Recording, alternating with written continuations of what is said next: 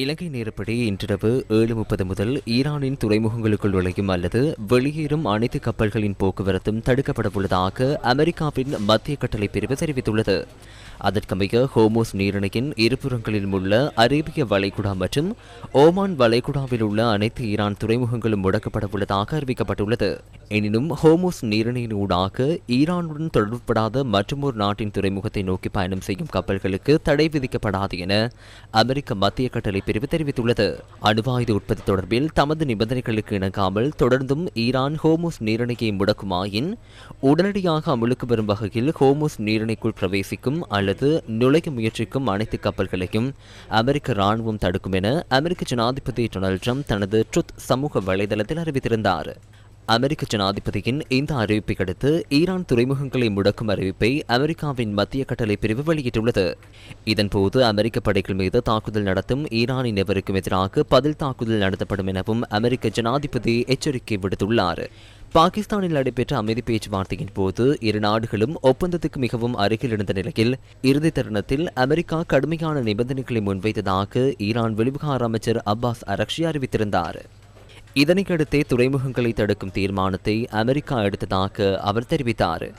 Iran துறைமுகங்கள் முடக்கப்பட்டால் அமெரிக்காவில் எரிபொருள் விலைகள் எதிர்காலத்தில் பாரிய அளவில் அதிகரிக்கும் என எச்சரித்த ஈரான் சபாநாயகர் முகமது ஃபகர் கலீஃபா தமது எக்ஸ் தளத்தில் அமெரிக்காவின் தீர்மானத்தை பரிகசிக்கும் வகையில் விமர்சித்துள்ளார். தமது கடல் எல்லைக்குள் பிரவேசிக்கும் எந்தவொரு யுத்த கப்பல்கள் மீதும் கடுமையான தாக்குதல் நடத்தப்படும் எனவும் ஈரான் கடற்படை அறிவித்துள்ளது. இதனிடையே இஸ்ரேல் மற்றும் லெபனான் நாடுகளின் தூதுவர்களுக்கு இடையிலான கலந்துரையாடல் அமெரிக்காவின் வாஷிங்டனில் நாளை நடைபெறவுள்ளது. இஸ்ரேலுக்கும் லெபனானுக்கும் இடையிலான போர் நிறுத்தம் தொடர்பில் இரண்டு நாடுகளுக்கும் இடையே நேரடி பேச்சுவார்த்தைகளை ஆரம்பிப்பதற்கான திகதியை நிர்ணயிப்பதற்காக இந்த கலந்துரையாடல் ஏற்பாடு செய்யப்பட்டுள்ளது. இரண்டு நாட்டு தூதுவர்களுக்கும் இடையில் கலந்துரையாடல் நடைபெறவுள்ளதை லெபனான் ஜனாதிபதி உறுதிப்படுத்தியுள்ளார். இதற்கு முன்னர் போர் நிறுத்தம் அமுல்படுத்தப்பட்டால் மாத்திரமே பேச்சுவார்த்தைகள் நடைபெற முடியும் என அந்நாட்டின் மூத்த அதிகாரியொருவர் பிபிசி செய்தி சேவைக்கு தெரிவித்திருந்தார். எவ்வாறாயினும் லெபனானுடன் சமாதான பேச்சுவார்த்தைகளை ஆரம்பிக்க உள்ளதாக அமெரிக்காவில் உள்ள இஸ்ரேல் தூதுவர் உறுதிப்படுத்தியுள்ளார். லெபனான் அரசாங்கம் முன்வைத்த கோரிக்கைகளை அடுத்து இஸ்ரேல் பிரதமர் பெஞ்சமின் நெத்தன்யாஹூ இரண்டு நாடுகளுக்கு இடையிலான நேரடி பேச்சுவார்த்தைகளுக்கு அனுமதி வழங்கியுள்ளார். இதனிடையே இஸ்ரேலும் லெபனானும் தொடர்ந்தும் தாக்குதல்களை நடத்தி வருகின்றன.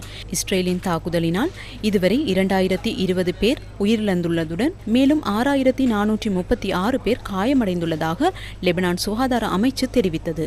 இதில் 165 சிறுவர்களும் 85 வைத்தியர்களும் 248 பெண்களும் அடங்குவதாக லெபனான் சுகாதார அமைச்சு தெரிவித்தது.